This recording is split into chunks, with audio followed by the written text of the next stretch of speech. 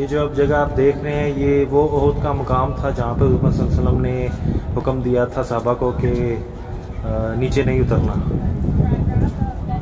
लेकिन सहाबा कराम यहाँ पे नीचे उतर गए थे मालिक नीमत इकट्ठा करने, जिसकी वजह से फिर इनको शिकस्त हुई थी। तो उस टाइम जो काफिरों की तरफ से थे खालिद बिन वलीद थे, उस टाइम उन्होंने इस्लाम कबूल नहीं किया था और उसके उनके सिपा सलार वो थे, इसीलिए तो फिर वो जंग जीत चुके थे और यहाँ पे फिर मुसलमानों के शहीद हुए थे।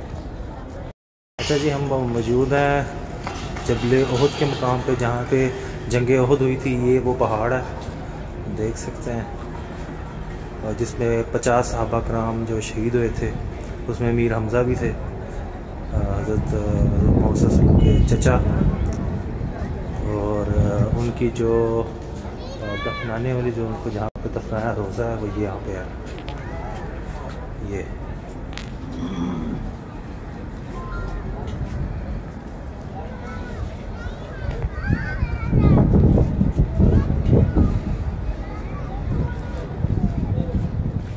आप सब अपना अपना यहाँ पे सलाम पेश करते हैं। अस्सलाम वालेकुम या सैयद शुहदा।